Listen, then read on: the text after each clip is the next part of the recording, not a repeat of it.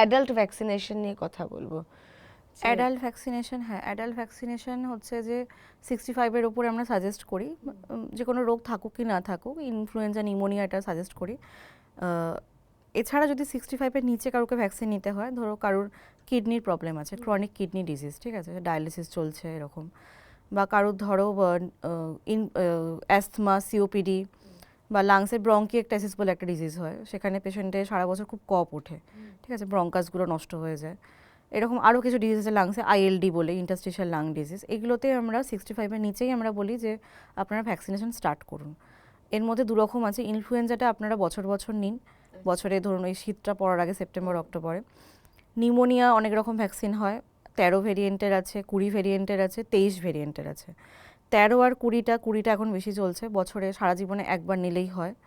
আর তার এক বছর পর ধরো 23 ভেরিয়েন্টটা নিলে সেটা 5 বছর ছাড়া ছাড়া তোমাকে নিতে হয়, ঠিক আছে। এবার কোন ভ্যাকসিনেশনটা কার জন্য অ্যাপ্লিকেবল সেটা তো নিশ্চয়ই ডাক্তারের এটা কাছে, ডাক্তারের কাছে গেলে অবশ্যই আপনি জানতে পারবেন। সব ভ্যাকসিন আছে বলে আমাকে সব ভ্যাকসিন দিয়ে দিলে আমি একদম ঠিক হয়ে যাব সেটাও নয়, আপনার হয়তো দরকারই নেই তাও আমি নিচ্ছি সেটাও নয়, ঠিক আছে।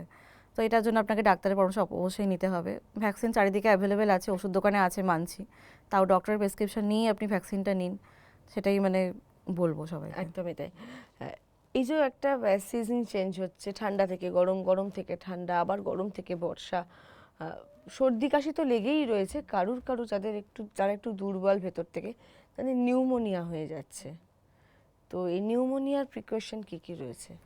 হ্যাঁ, এই যে এখন এই সিজনটা এখন শীত পড়ছে, পুরোপুরি ভালোভাবে শীত পড়ছে না, সকালটা গরম, রাতে সন্ধ্যের বেলা থেকে ঠান্ডা, এরকম ওয়েদারটা এক রকম। এবার যাদের আগে থেকে লাংসের প্রবলেম রয়েছে তাদের তো এটা চট করেই মানে লাংসে একটা ইনফেকশন হওয়ার চান্স থাকে। এছাড়াও যারা সুগার পেশেন্ট তাদেরও একটা থাকে চান্স নিউমোনিয়া হওয়ার। এছাড়া ধরো কিডনির পেশেন্টদেরও মানে এরকম যারা ইমিউনিটি কম আর কি, সেরকম পেশেন্টের চট করে এই সিজন চেঞ্জগুলো খুব আর কি ভয়ঙ্কর। কাশি হচ্ছে, কমছে না, বুকে ব্যথা হচ্ছে, জ্বর আসছে, খুব জ্বর আসছে, শ্বাসকষ্ট হতে হসপিটালে ভর্তি হতে হচ্ছে। তো সিজন চেঞ্জগুলোতে সাবধানে থাকতে হবে। ভ্যাকসিনেশনটা খুবই ইম্পর্টেন্ট এইসব পেশেন্টদের জন্য। নিউমোনিয়া, ইনফ্লুয়েঞ্জাটা তুমি নিয়ে নাও, ঠিক আছে, সেপ্টেম্বর অক্টোবর দুটো আলাদা ভ্যাকসিন।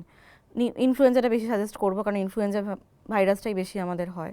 এছাড়া করোনার সময় যেরকম আউটব্রেক হয়েছিল, এটা তো বলা যায় না কোন ভাইরাসটা কখন মিউটেশন হয়ে যাবে, ঠিক আছে। মাস্ক ইউজ করতে আমি সবাইকে সবসময় বলি, জানি খুব কষ্টকর রাস্তায় বেরোলে, কিন্তু কি এখন যে পরিমাণ পলিউশন আছে বা এই পেশেন্টের কী রোগ আছে আমরা জানি না, একটা পাবলিক ট্রান্সপোর্টে মানে আমরা যাচ্ছি, মাস্কটা ইউজ করলে অনেকটা ভালো থাকা যায়। অনেক পেশেন্ট করে কিন্তু ভালোও আছে, ঠিক আছে, অ্যাস্তমাটা তাদের অনেকটাই কিওর হয়ে গেছে।